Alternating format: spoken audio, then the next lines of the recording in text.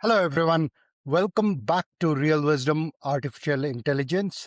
So, today is Feb 26, and today's dose of Rashmi is unconscious intelligence assumes that hell is a destination for afterlife and hopes to get there and be blissful eventually. Wisdom, on the other hand, is the realization that heaven or hell is right here, and you can choose to be blissful in each moment right here, right now. So, continuing from yesterday's Dose of Rashmi, where I talked about this podcast that I listened to, where there was a discussion about the modern day idea of monetizing your misery, as it was mentioned as the best career advice that somebody had propagated. Today, if you think about today's Dose of Rashmi and what I just said, if you had a choice, would you choose misery or being blissful? I think the answer is fairly obvious, and most of us work through our life so that we can eventually get to some state, whether when we are alive, okay, you work hard so that you can live at some point, or in afterlife, for those who believe in that, you get to heaven, you aspire to get to heaven so that you can be blissful. So that is where, if you really think about why not choose being blissful all the time? Why would you willingly choose misery? And that is where I have a problem with this mindset that monetize your misery has been normalized as a good career advice, that you have to be miserable while you're working.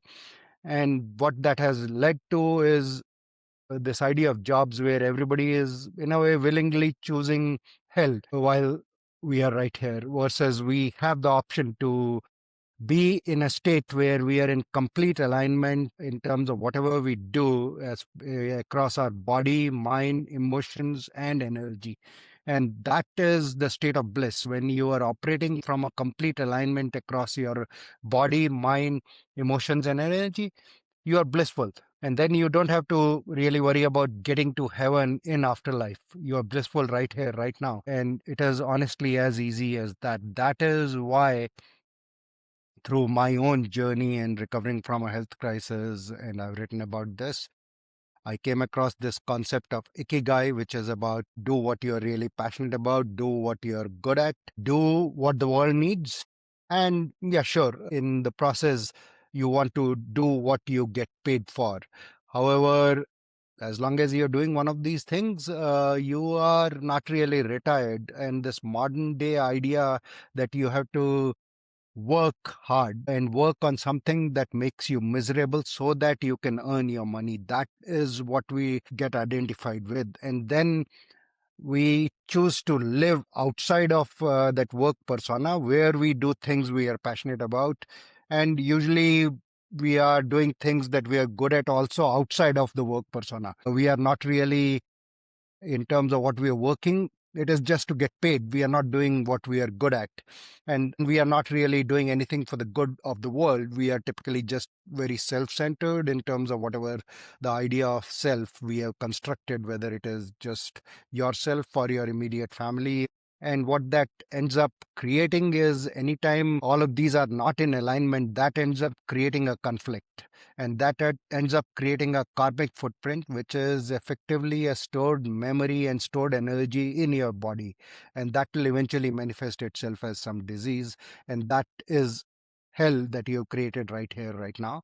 However, if you align your body, mind, emotion, and energy, you have the ability to choose heaven right here, right now. It's not a state that you have to get to in afterlife. Now, coming to real wisdom, artificial intelligence, why monetize your misery is considered a good career advice is, as we also talked about in the insight yesterday, most jobs involve eliminating friction related to some technology or some other human tech coordination scenario. So that is where monetize the misery so far has been considered a good idea for a career, good practical advice that yes, there is going to be some amount of misery. You cannot be all optimistic about just doing work that is completely aligned.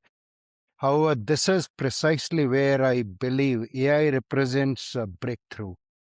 With AI, we have invented memory-based intelligence that is amazing at doing something based on synthesizing past patterns and learning from that and becoming an aid so that we can be truly present and we can make decisions in the present with the assistance of AI. And when we are truly present and we are truly aware in the present moment, that automatically gets our body, mind, emotions, and energy aligned, and we operate from the Rashmi level intellect anytime we do that.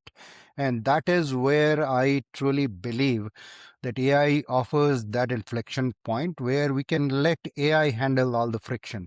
And like I talked about yesterday, the Citrini analysis, which ends in a kind of a doom and gloom scenario where effectively AI takes away all human jobs because human jobs exist to remove friction, can turn into a very optimistic scenario where the friction part of every job is handled by AI.